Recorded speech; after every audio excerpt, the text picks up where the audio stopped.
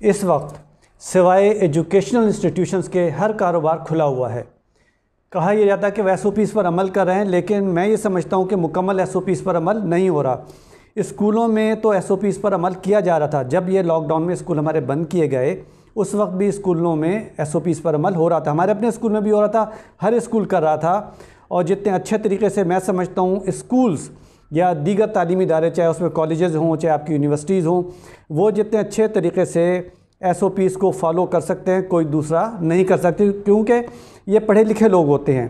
ہمیں معلوم ہے کہ ہمارے بچوں کی صحت ہمارے لیے کتنی اہم ہوتی ہے۔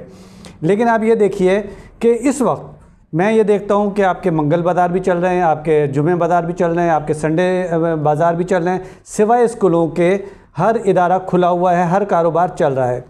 اور آپ یہ دیکھیے کہ اس کا نقصان ہماری جو تعلیم کو ہوا ہے، ابھی اس کا احساس نہیں ہو رہا ہے۔ اس کا احساس ہوگا آج سے 1 یا 2 سال کے بعد، جب اس کے رزلٹس آنے شروع ہوں گے۔ کہوں گا ایک مرتبہ پھر، کیونکہ میرا تعلق بنیادی طور پر شاہ لطیف پرائیویٹ اسکولز ایسوسی ایشن سے بھی ہے، اور میں ایگزیکٹو ممبر بھی ہوں پاکستان پرائیویٹ اسکولز ایسوسی ایشن کا، اور ان کے بیہاف پر میں ایک مرتبہ پھر حکومت وقت سے یہ اپیل کروں گا، فیڈرل گورنمنٹ سے بھی اور اپنی سندھ گورنمنٹ سے بھی، کہ خدا را ان بچوں کا خیال کریں، اور اسکولوں کا جو آپ نے ٹائم فریم دیا ہمیں 11 جنوری سے کھولنے کا، اس تاریخ کو اسکول اوپن کر دیے جائیں۔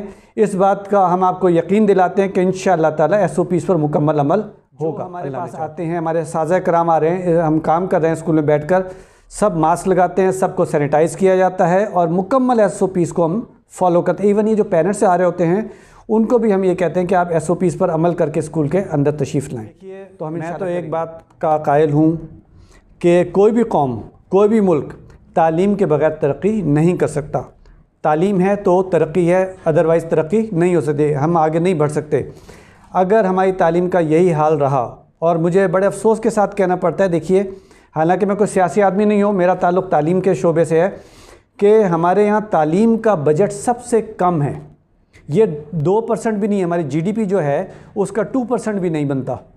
تو اس کو بڑھانا چاہیے۔ پرائیویٹ اسکول ایسوسی ایشن ہے، دیگر ایسوسی ایشنز ہیں، وہ سب مل کر بیٹھیں گی اور ایک متفقہ لائحہ عمل تیار کیا جائے گا، اور اس پر انشاءاللہ تعالی جیسے ہمیں کہا جائے گا پھر ہم اس پر عمل کریں گے۔